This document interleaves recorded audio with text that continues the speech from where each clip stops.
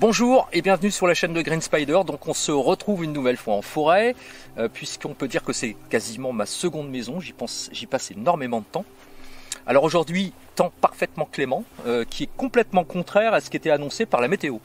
Donc de la même manière que si vous vous souvenez de la dernière vidéo où j'avais proposé donc la pochette Viper et où c'était annoncé d'y avoir un super beau temps, et en fait c'était couvert, j'ai même essuyé 2-3 averses dont une de grêle en rentrant, alors que c'était annoncé qu'il ferait beau.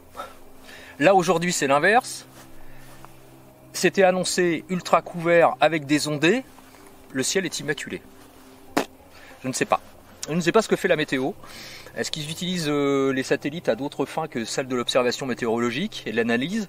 Est-ce que leur niveau d'analyse est tombé aussi bas qu'ils ne sont pas capables de prévoir la météo sur 24 à 48 heures? Je ne sais pas, mais bon, c'est comme ça.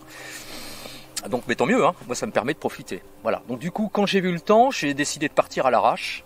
J'avais du temps à rattraper, donc j'en profite. Et je suis à l'endroit où la dernière fois, lorsque je vous avais présenté le Hunter Pro, rapidement, et en fond, on entendait le bruit des araignées. Donc ces fameux engins qui sont prévus pour les bardages forestiers, qui sont des engins très très gros à 8 roues et qui sont articulés avec une perche au bout avec une griffe pour prendre les arbres et puis une tronçonneuse intégrée et tout ce qui s'ensuit. Et donc là, je me trouve sur l'endroit donc justement opposé où je vous avais présenté le Hunter Pro. Et donc avec la présence de ces grumes, donc les engins ont quitté le chantier de toute évidence, alors que pourtant un certain nombre d'arbres sont encore marqués. Peut-être vont-ils revenir plus tard. Ou alors ils sont peut-être plus loin, parce qu'on entend de temps en temps des coups de tronçonneuse de l'autre côté. Alors peut-être qu'ils sont de l'autre côté, je sais pas. Mais quoi qu'il en soit, voilà.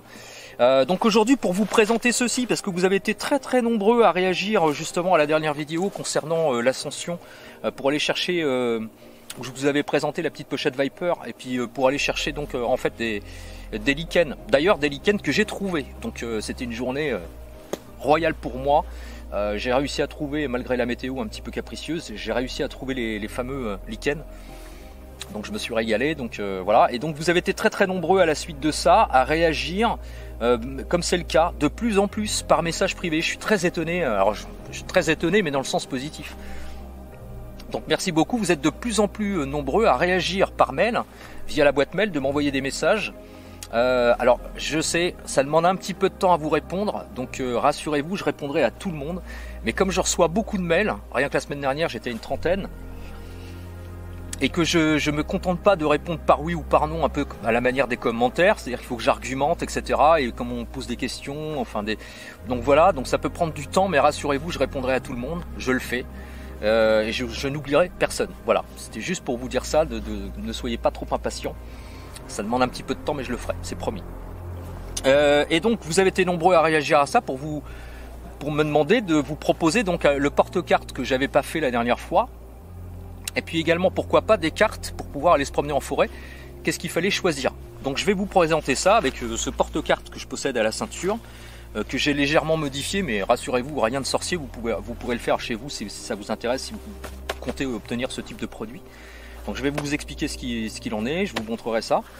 Et puis bien sûr, comme toujours, une manière aussi de vous partager les endroits où je vais, comme ici. Donc malgré le fait que ce soit en exploitation forestière, il y a quand même matière à s'amuser, il y a plein de choses à découvrir. Tout à l'heure j'ai croisé un pivert, un piquet pêche, 2G. Bon, on est quand même fin janvier. La nature est un peu déréglée, quoi, la pauvre. Hein. Les oiseaux, ils ont du mal à savoir sur quelle patte danser. Mais bon, j'espère qu'on n'aura pas trop... Et ce, malgré le matin, on a quand même des températures négatives. Aujourd'hui, on était à -3. Donc il faisait quand même très très froid. Mais bon, espérons que le froid va pas persister, va pas être trop pesant, trop présent, parce que pourrait y avoir des soucis avec la nature. Mais bon, on espère que ça va pas rester comme ça. Donc voilà, donc je vous retrouve de l'autre côté, parce qu'en fait je vais descendre une nouvelle fois, parce que comme vous le savez, hein, Forêt des Couves, c'est une succession ininterrompue de montées et de descentes en permanente. Donc je vais descendre de l'autre côté, en fait, sur ce versant là. Alors je sais pas si je vais pouvoir profiter du soleil, parce que nécessairement il tourne dans le sens inverse, enfin, dans le sens des aiguilles d'une montre, mais parce que c'est nous qui tournons dans le sens inverse évidemment. Donc là il est en train de redescendre, donc il n'est pas très tard, mais il est quand même 15h45. Ouais. Donc bon. Mais enfin on profite un peu de la lumière maintenant parce qu'on gagne à chaque fois tous les jours plus 2, plus 3 minutes de soleil en plus, donc autant en profiter quoi. Donc voilà, donc je vais me retrouver de l'autre côté. Juste une petite aparté pour vous parler d'une chaîne. Comme vous le savez, j'aime bien de temps en temps partager aussi d'autres chaînes qui sont présentes sur YouTube et qui proposent des choses intéressantes. En tout cas, que je vais vous inviter à aller voir. Donc je vais vous laisser le lien qui va s'afficher ici. Donc c'est la chaîne AKE. Entendez par là American Knives Enthusiast. Donc contrairement au nom de la chaîne, ce n'est pas une chaîne anglo-saxonne, mais une chaîne française, en la personne de Zito, donc qui propose un tas de présentations et de retours d'expérience sur des couteaux, notamment bien sûr comme le nom l'indique de sa chaîne, des couteaux américains avec la marque ICI, Tops et puis bien d'autres, mais pas que, il y a également d'autres couteaux comme Jacare Poucault par exemple qui sont intéressants. Donc je vais vous laisser le lien en description et puis ici qui s'affiche, et puis sans doute à la fin aussi de la vidéo pour que vous puissiez aller vous abonner en cliquant directement dessus. Une chaîne qui n'est pas encore très connue et pourtant qui gagne à l'être parce que c'est toujours très bien fait, très bien filmé. C'est toujours avec aussi un historique sur les marques, donc ça aussi c'est quelque chose que j'affectionne. Ça permet de comprendre un petit peu la philosophie de chaque marque, des couteaux qui sont proposés, et puis après une fois qu'il l'a fait, il revient en retour d'utilisateur en forêt avec des tests de coupe, etc. et puis vous donner un petit peu son rendu d'utilisateur. Une personne extrêmement gentille, donc que je vous invite à aller voir d'urgence. Voilà. Et ben je vous dis à tout à l'heure. Je vous retrouve juste après. Magnifique hêtre qui est derrière moi, qui est perdu en plein milieu de la forêt de pins que je vous retrouve. C'est juste magique. Il est magnifique. Il est, il est splendide. Bon bref. Alors pour vous parler de cette pochette. Je vais me décaler et puis de manière à ce que vous la voyez un peu mieux. Donc voilà ce que c'est. Donc ça fait en dimension, alors c'est prévu pour mettre des cartes. Alors je vous donne les spécificités puis après je vais développer. 25 cm de long pour 15 de haut sur 2 cm d'épaisseur maximum. Derrière, alors ça c'était rajouté. À la base c'est fourni sans cet élément. Hein. Alors, je vais vous expliquer pourquoi j'utilise ce truc là. Mais de toute façon vous allez comprendre aisément à quoi ça peut servir. Voilà, donc je vais le retirer. Donc à la base c'est fourni uniquement avec un D-ring comme ceci. Ça se compose également donc d'un velcro qui est ici. Alors je vais vous expliquer parce qu'en fait, vous voyez là il y a du velcro noir, mais je vais vous expliquer pourquoi, parce que ça c'est pas d'origine. Pas plus que ce qu'il y a ici. Ça non plus, les velcro noirs, c'est pas d'origine.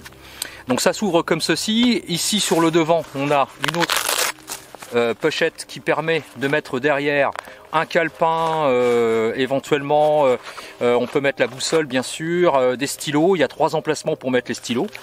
Le soufflet est assez généreux hein, parce qu'on peut quand même mettre pas mal de choses au besoin. Donc voilà comment ça se compose. C'est en Cordura et après ça s'ouvre en 3 parties, en triptyque, de manière à pouvoir obtenir à mettre la carte à l'intérieur. Donc c'est plastifié, bien sûr, pour protéger la carte, et c'est muni d'une fermeture à glissière de type YKK, donc YKK. Voilà au niveau de ce que ça représente. Donc une fois que c'est ouvert, ça fait 30 cm par 30 cm à peu près, grossièrement. Donc on peut mettre les cartes à l'intérieur, ça permet de les protéger. Et il faut savoir également que le plastique qui est dessus donc est compatible avec les stylos feutres de type Veladia ou Veledia je crois. C'est-à-dire les fameux stylos, vous savez, qui sont qui marquent pas, il suffit d'effacer par-dessus, on peut. Bon voilà, donc ça permet d'être, c'est compatible avec ça. Du coup, ça permet de pouvoir mettre la carte et donc de la protéger. Donc comme je l'ai dit, c'est en Cordura, c'est extrêmement solide. Alors, les avantages et les inconvénients. L'avantage majeur, c'est que bien sûr, ça protège la carte. Deuxièmement, ça permet d'emmener à la fois la boussole et puis des crayons, etc. Donc on l'a tout sous la main. L'inconvénient, c'est que malgré le fait que sa dimension soit relativement réduite, puisque je le répète, on est sur 25 cm de long hein, pour 15 de haut, normalement c'est prévu pour pouvoir rentrer dans les poches cargo. Alors pour avoir essayé dans plusieurs types de poches cargo de pantalons différents, ça rentre pas complètement à l'intérieur.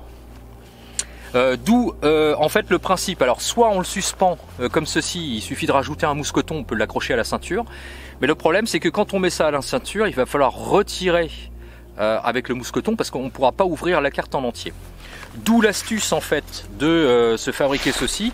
Donc en fait ça c'est un truc que j'ai fabriqué moi-même. Donc c'est un bout de sangle que j'avais sur un sac et qui ne me servait plus. J'ai rajouté un mousqueton de ce type là, de type bretelle, pareil, dont je me servais plus. Et puis ce petit élément là qui permet de se mettre normalement sur les passants mollis. Donc ça, vous allez trouver ça, il y en a partout sur Amazon. Et au besoin, je vous laisserai les liens pour que vous puissiez récupérer ça et les bricoler. Ça c'est pareil, on peut en trouver au détail. Alors ça existe d'ailleurs en France, chez France Paracord, ils proposent ça. Pour quoi 1,50 € le truc. Et c'est très solide. C'est en ABS, c'est quand même très costaud. Et puis le système de clip là, franchement, il est assez balèze. Donc du coup, avec ce système là, eh ben, il suffit de le passer en fait à l'intérieur du passant, parce que le passant est assez grand pour le faire. Donc on passe une extrémité à l'intérieur, on verrouille ici à l'extrémité, et du coup ça, voilà, c'est pendouillé avec quelque chose d'un peu plus long. Ce qui veut dire qu'après on va pouvoir le mettre ici, l'associer comme ceci. Donc en fait, soit on met le passant ici, on l'accroche, ou plus judicieusement, parce que c'est quand même assez épais, on va pouvoir l'intercaler entre le pantalon et la ceinture. Alors je vous montre, comme ça vous allez voir que ça se fait simplement. Voilà, c'est positionné et ici c'est retenu. Donc pourquoi pas se servir du mousqueton en plus pour accrocher un autre élément, comme par exemple la boussole ou toute autre chose qu'on va pouvoir glisser dans la poche. Donc ça fait double emploi, à la fois comme ça pour retenir, parce qu'en fait là ça peut pas sortir, il faut vraiment tirer dessus pour insister pour que ça sorte, et ça suffit pour marcher.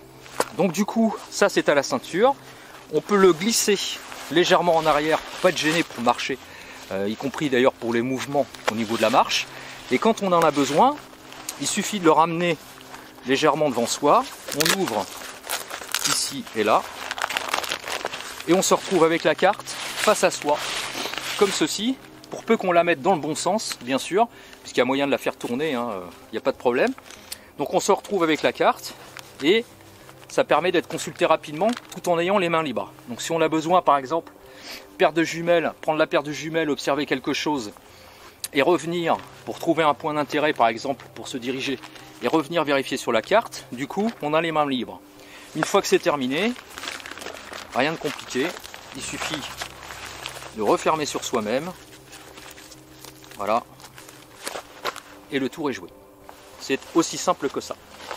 Voilà donc à quoi ça peut servir. Alors pourquoi je l'ai modifié concernant les velcro, puisqu'en fait j'ai rajouté des velcro femelles sur les velcro mâles. Tout simplement parce qu'en fait les bandes de velcro mâles sont très longues, et résultat de l'opération, quand c'est accroché dessus, ça accroche super bien, mais ça fait un bruit voilà, comme ça, hein. Et là c'est le même principe. Au lieu d'entendre un petit, on va entendre un voilà, donc ça fait beaucoup de bruit, c'est pas vraiment discret. Résultat de l'opération, on découpe en fait à la longueur ce qui est nécessaire pour pouvoir recouvrir le velcro mâle dessus, et du coup on a juste un tout petit velcro, mais ça suffit, hein. Voilà, ça tient suffisamment pour permettre de ne pas ouvrir. On pourrait même, voilà, faire la même chose ici, hein, c'est-à-dire mettre un gros morceau de velcro là, femelle, et puis laisser que des petits trucs pour éviter. Bon, je l'ai pas fait parce que bon, voilà, ça fait pas trop de bruit. Mais par contre, je vous conseille de le faire si vous voulez acquérir ce type d'éléments, parce que sinon, sans quoi, ça va être compliqué à ouvrir, mais ça va faire énormément de bruit, donc c'est pas discret, et puis en plus, bon, on perd du temps, enfin bon, c'est pas top. Alors c'est en Cordura 500 deniers, donc c'est totalement résistant à l'humidité, à l'abrasion, etc. Vous connaissez les qualités du Cordura. Donc c'est Tasmania Tiger qui fabrique ça. C'est donc la Map Pooch qui est présentée. Ça existe en deux versions. La version small, enfin pour être très précis, ça existe même en 3 versions. La version small qui est plus petite, puisque au lieu de faire 25 de long, elle ne fait que 15 de long. Donc elle fait à peu près cette dimension là dans le sens de la longueur, et à peu près elle fait 11 dans le sens de la hauteur. Donc c'est tout petit, ça fait cette taille là. Alors celle-là franchement, alors qu'elle coûte 23 €, je vous la déconseille parce qu'elle est beaucoup trop petite. Franchement, elle est vraiment toute petite. Il existe également un modèle qui s'accroche sur le bras avec des systèmes de velcro et qui permet d'être déplié également, mais en 2 parties seulement, et qui fait exactement les mêmes dimensions que la version small. C'est très bien pour les militaires quand ils ont besoin éventuellement d'avoir des systèmes avec des reconnaissances, etc. Mais honnêtement, pour le commun des mortels en ce qui nous concerne, je vous déconseille de la prendre. D'autant que ce modèle-là est à 27 €. Alors ça peut paraître cher. Vous n'êtes pas obligé d'opter pour un truc comme ça, évidemment, mais quand il y en a qui sont beaucoup moins chers, à environ une dizaine d'euros, mais qui font le double de dimension.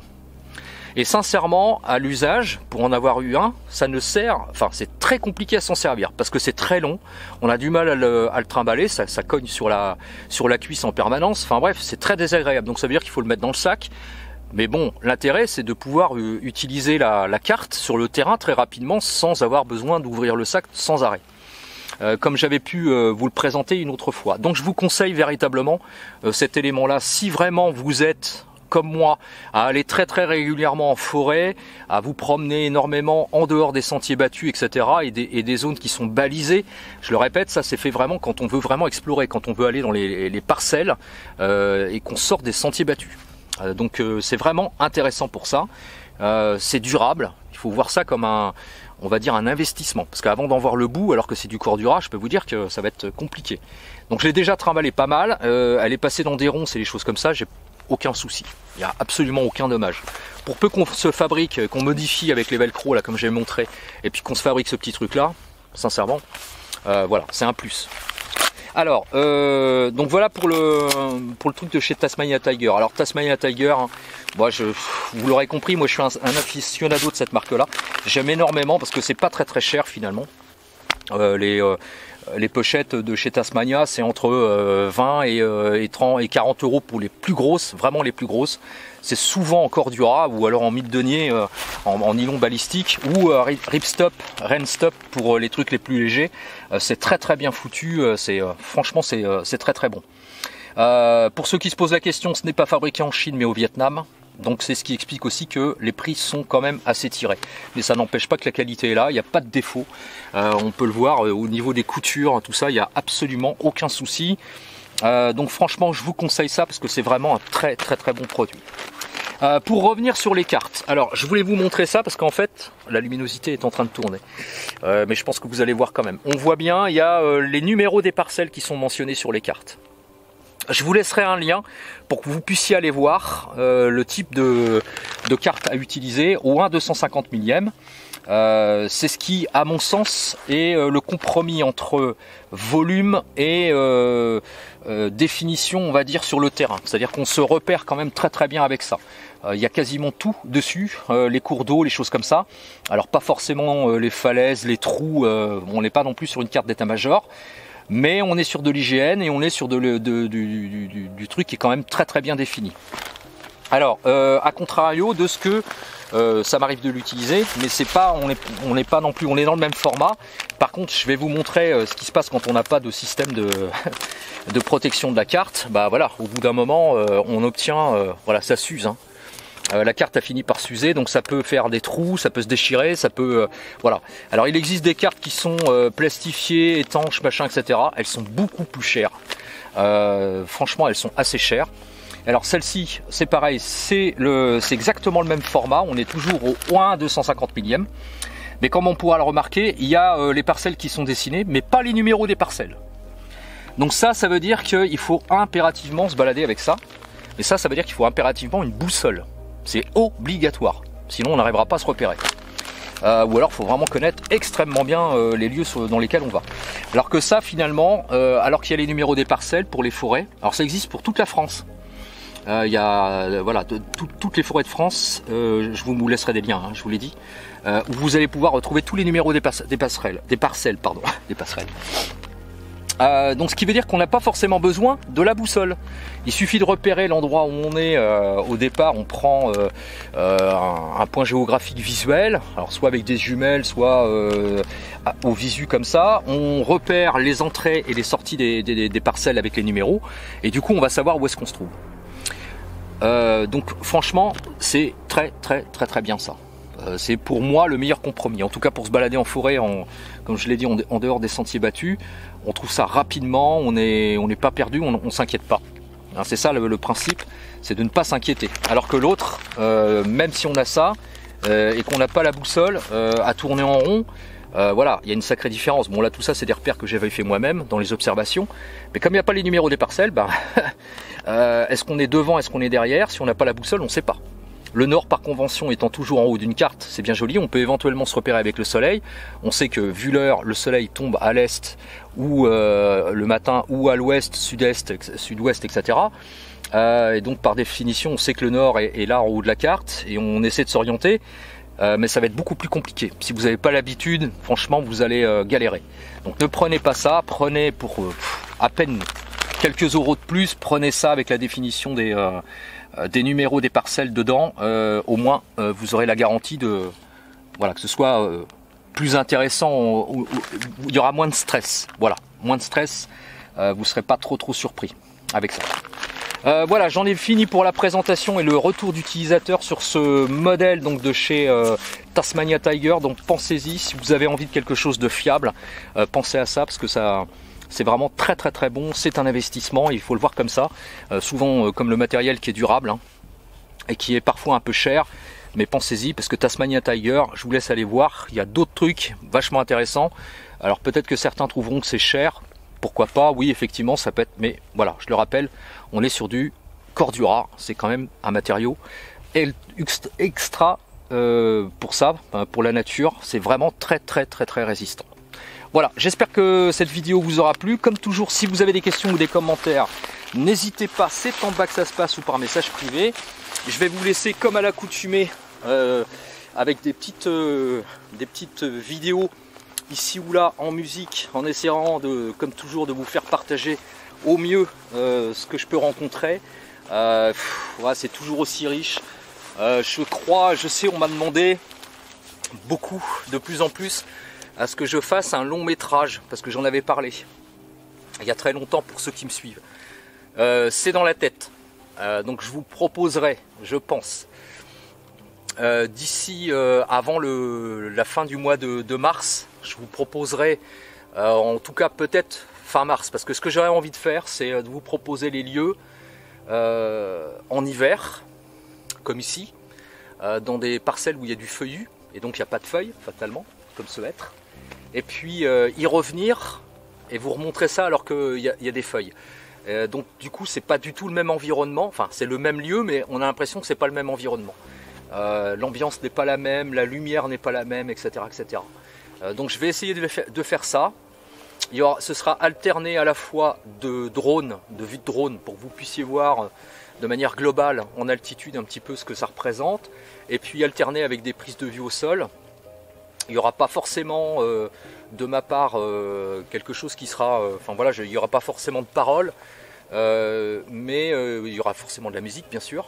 Et puis ça vous permettra, en tout cas pour ceux que ça intéressera, la mesure que j'avais fait avec la fameuse vidéo immersion que je vais laisser à la fin pour que vous puissiez revoir éventuellement pour ceux qui ne l'avaient pas vu, d'explorer la forêt et puis de pouvoir voir un petit peu tout ce qui s'y passe en espérant pouvoir choper des animaux comme j'avais pu le faire avec les cerfs là, et puis et les brocards et puis voilà quoi.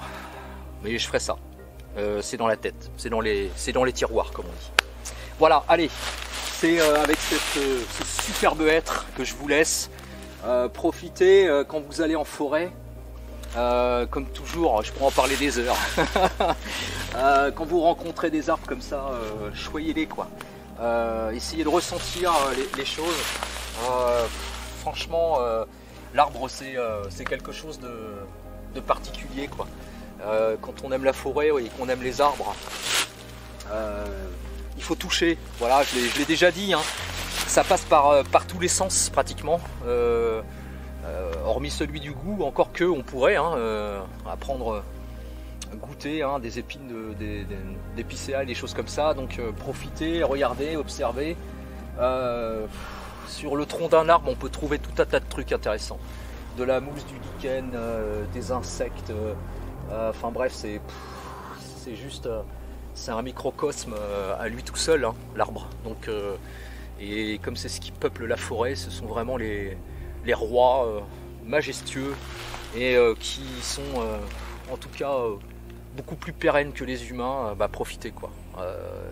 Observez, vous verrez, il y a des trucs, c'est fantastique quoi. Avec la lumière. Enfin bref, moi je pourrais en parler des heures. Allez, portez-vous bien à tous, comme toujours, et puis surtout, carpe diem. Ciao.